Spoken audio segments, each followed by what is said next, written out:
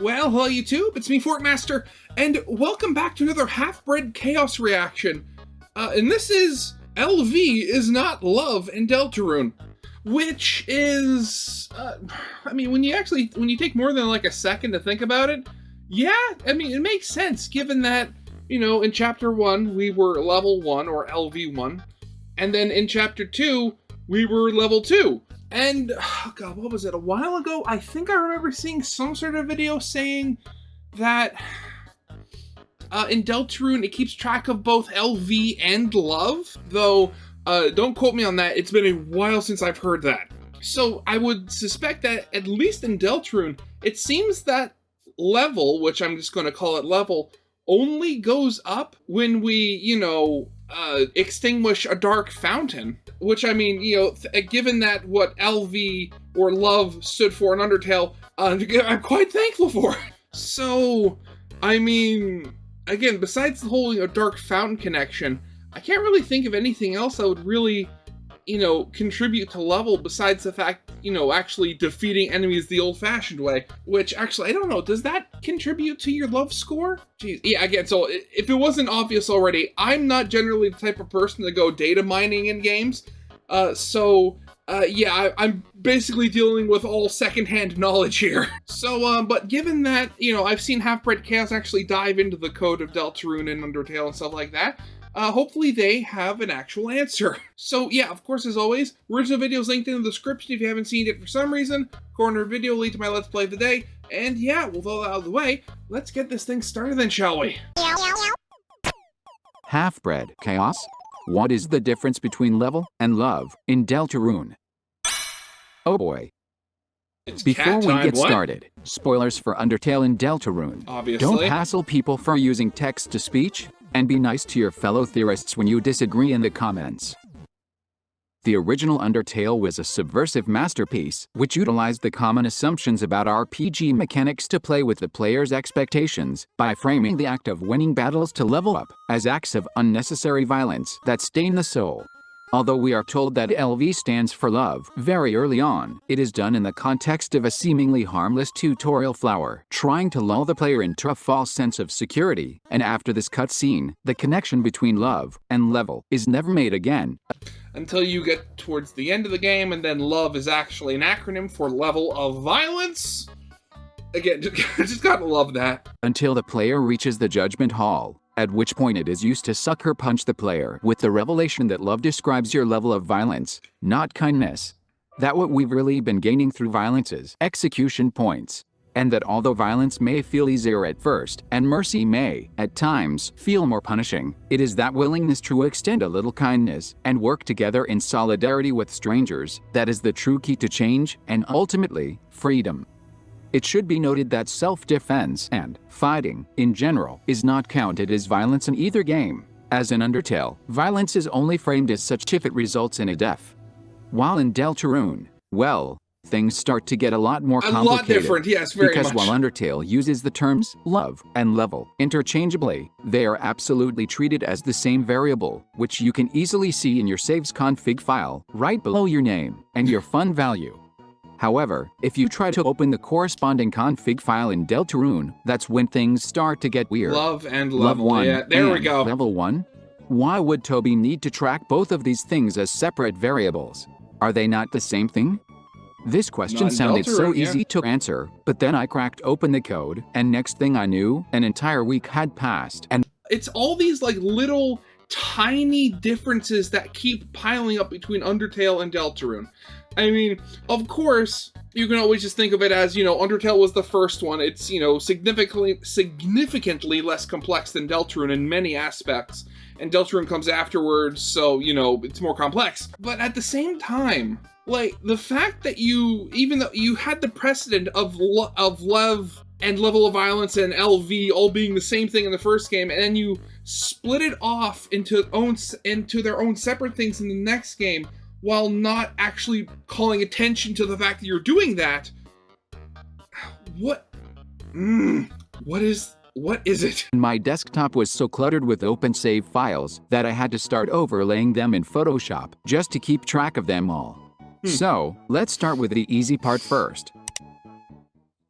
Love is the variable that is used in the light world. In the code, the variable for it is abbreviated to LV, also known as your light world level. And as far as I can tell, the code that controls how you level up in the light world is literally copy-pasted directly from Undertale, even though there is no way to increase your EXP in the light world as of the time of writing this. Okay, so yeah, that could be, probably just a holdover from the fact that, the light world is very similar to Undertale. Though alternatively, that also may raise, ideas of where, potential violence may become a factor in the light world at some point in the base game. That's different. At the moment, it's hard to say if Toby has placed this here purely for aesthetic purposes, to make the light world feel more authentic to Undertale, or if he actually plans to use this to track our morally questionable behavior in the light world, separately from the dark world. So, if this love variable is your light world level, then does that make this LV variable your dark world level? At first, I assumed the answer was yes, and I figured the easiest way to confirm this would be to open up a save file from a normal root, then open up a save file from the weird, aka the Snowgrave root, and thus use the difference in level between the two files to prove a correlation. But what's this? The number is still 1. But in the game, the save point says I'm at level 2. And yet for some reason, my stats place my characters at level 3? What in the heck is going on here? Well, apparently, as it turns out, save points don't actually display your level, they just display the current chapter. So in Chapter 1, save points will read LV1, and in Chapter 2, they will read LV2. Unless you erase a previous save file, in which case the empty save file will display LV0.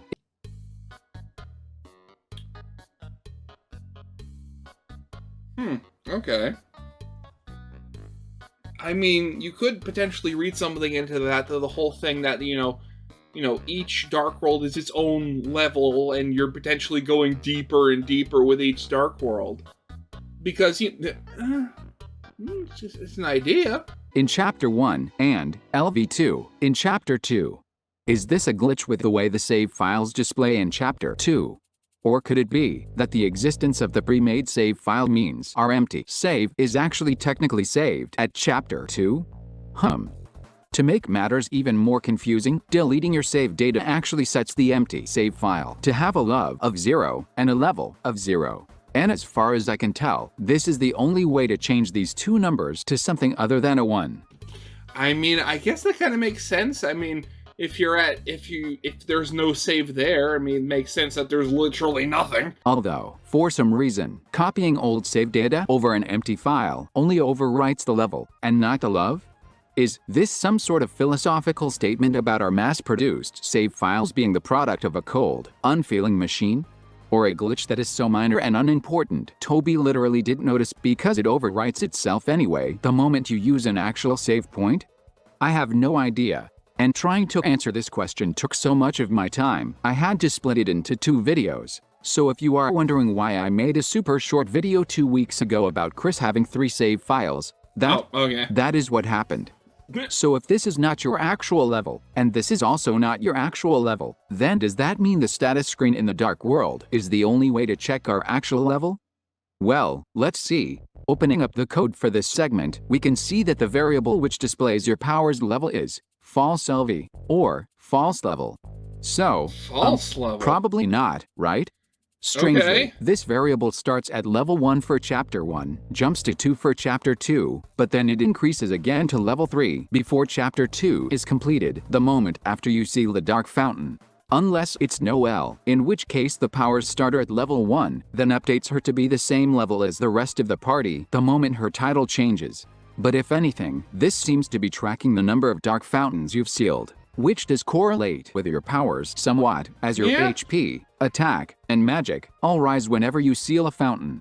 So, ironically, this is actually the only variable labeled level that actually, accurately, reflects your party's power. Quotations. And he called it false level. So, clearly, there has to be a variable somewhere that's tracking our actual level, right? Now I'm just thinking, all of these different variables, and granted, this is coming from somebody who is never the best at coding whenever I've tried to do it. But the fact you have so many, variables that are so similar. LV, LLV, false LV. I mean, all it takes... I mean, is it just me, or would you not want them to be, a little bit more distinctive than that, just so they're easier to figure out which one you're supposed to use in a given area, so you don't accidentally use the wrong one? Right? Okay, so let's back up a second, because I believe when most people ask, what level am I in Deltarune, what they're actually asking can be split into two questions. Question 1, how evil am I? Yeah, and definitely. Question 2, how strong am I? If the level we see in save points, stat menus, and save files has no relation to either of those questions, that would make it a red herring, right? So, instead of focusing on level and love, I mean, and again, the whole thing, you gain stronger from closing the dark fountains. I mean, that could definitely be it as well. let's instead crack open the game's flags and see what happens when we violence an enemy. Checking various save files, we can see quite clearly that your EXP and level remain static across all runs. So, clearly, when you violence an enemy, even if you use Snowgrave to kill them, no EXP is gained. Instead of a binary mercy or kill system, it seems like Toby tracks all of our enemy interactions through 8 different flags. Flag 43 tracks how many times Susie has scared away an enemy in Chapter 1. Flag 44 is her total kills and tracks the number of enemies that have taken fatal damage, which, as of right now, includes both Peepus and enemies that have been Snowgraved. Peepus. Oh god, the Peepus, right? Flags 45 and 925 track the number of enemies we've frozen with Ice Shock, while Flag 926 tracks how many encounters we have ended with nothing but Ice Shock. What? Okay. Again, coming from somebody with little to no code experience, but why would you have 2 different flags tracking the same thing? And most interesting is Flag 40, which tracks how many enemies have either fled due to violence or have died from taking fatal damage. Freezing enemies has no impact on this flag, so basically, because they don't leave, it seems like this flag seems to be tracking our intended number of kills instead of our actual number of kills. There are also 2 mercy flags, in the forms of Flag 41, which tracks the number of enemies we have spared, and Flag 42, which tracks the number of enemies we have pacified. So, overall here, it seems like instead of one obvious evilness variable, Toby is taking a more dynamic approach to morality by examining all of our decisions, no matter how small. And much like in real life, we can't know for sure which decisions will have consequences, nor what the consequences will be. Toby might choose to punish all violence using Flag 40, or maybe he'll only punish freezes and fatalities. It's really not clear. If I might go out on a limb though, I personally believe that this is going to end up being a subversion of the idea that your choices don't matter, as it would seem that by tracking our every decision, no matter how small, Toby has laid the groundwork to create a game in which every choice we make has the potential to have these huge rippling consequences later down the line. So thinking of things in terms of what our level and love might be, could be us missing the forest for the trees. So that's one mystery basically resolved. Our choices do matter. But what about the other major theme found in the violence route? When we kill, are we really getting stronger? To find out, I started by cracking open... I mean, in the weird route, I mean, it's more Noelle that's, getting quote-unquote stronger, not us. In the battle controller script, here we can see that any time a battle ends, the game checks flag 63, and if that flag is set to 1, you become stronger, and it runs the level up script. This script raises all of the characters' HP and attack, as well as the magic stat of every party member who isn't Chris. So, yes, it does appear that leveling up does make you stronger. One thing that's very strange though, is that making Noelle stronger also raises the stats of Chris, Susie, and Ralsei, even when the latter are not actually in your party. Could this be implying that Chris, Susie, and Ralsei all share the same level as the player's soul, while Noelle is not yet an official member of the team? Or is this just so that Toby can give Noelle different stats, perhaps as some future boss battle, similar to the one between the Fun Gang and the Dark Fun Gang? I have no idea. That's an but idea. The game definitely Okay. tracks our level with flag 65 and Noelle's level with flag 919. So if you really want to find the flag that tracks the number of times we have leveled up, I'd say this is the closest we're going to get. However, While I was testing this flag, I noticed something odd. You don't level up every time you violence a monster, nor do you level up from EXP. Through extensive testing, I have found that wait. Did I just gain the ability to recruit previously lost recruits by casting Snowgrave? Oh. I'm sorry. Okay, What? so, you know how sometimes, if you hurt a recruit, they become lost? The Spamton save editor doesn't disambiguate between lost and recruited, which means if you plug a save file into it, all your lost enemies will become recruits. Whoopsie. Looking instead at the script, it seems like the only time you are meant to level up is when you cause an enemy to become lost when it could have been recruited, either through violence, murder, or freezing. This is in line with Ralsei's Cyberpedia entry, which claims that breaking bonds, not violence, is what can cause us to grow stronger. Or at least, that's what I thought, until I tried to grab footage for this part of the video that wasn't tainted by the Spamton save editor, and then I noticed that, oh, hey, that's weird. I just grew stronger from 2 wire encounters, back to back. That's odd. If they're lost, I should not be getting stronger, should I? What's that? You think recruitable means able to be recruited? Silly half-bred. Recruitable is an obscure variable that's only called upon for these 5 monsters. What's that? You wanna know why Spamton doesn't cause you to gain a level if he's not one of these exceptions? Okay. Again. Okay, so I was right in that Deltarune, it being, again, sequel, spin-off, whatever you want to classify it as, is, much more complicated than Undertale. But just, there's a specific trait for recruits of only certain, like Peepus. Oh, why Peepus? Why is Peepus in its own category? I still don't understand that. And then Cat and Cakes. It's so weird. Don't worry about it. The point is, if you violence or freeze an enemy that isn't Birdly, Queen, Spamton, Sweet Cap and Cakes, or one of the Peepus, you won't gain a level. Excuse me? How? Well, remember how earlier I said, anytime a battle ends, the game checks flag 63? That flag is set in the defeat run script, which is the part of the code that checks how you defeated an enemy. Here, we can see that when we freeze an enemy, the game checks if the enemy was recruitable when it was defeated, so it can set global flag 63 to 1 if it was, and leave it at 0 if it wasn't. But, whoever coded this, forgot to put their braces around this part. Braces are basically the thing that specify which condition should be triggered by an if statement. Yeah. So, instead of checking if an enemy is recruitable, and then setting the flag if they are, it just kind of sets flag 63 to 1 every time an enemy is frozen, regardless of if it was a recruit or not. Which means, if we hack Noel into the room with the Peepus, we could hypothetically grind these forever until our power maxes out. This is a weirdly obvious bug, so why hasn't Toby fixed it yet? Okay, wait a second. It's been a while since I played Deltarune. Where is this Peepus room? Is it the replacement for if you're being like on the weird route or something? For the room with like all of the bells that you have to find the key in? Well, 2 theories. Theory 1, no one has noticed yet. Or, Theory 2, it's Noel's fault. You Of see, course. Early on, one of the first things people noticed about the weird route was that when you fight Birdly with the Thorn Ring equipped, it reduces Noel's health down to 55, which in Roman numerals would translate to LV, which we all know from Undertale as love. Since the weird route has a reputation as being the route with the highest level of violence, this makes for an amazing, if probably unintentional, callback. As it stands, LV. Huh. Okay.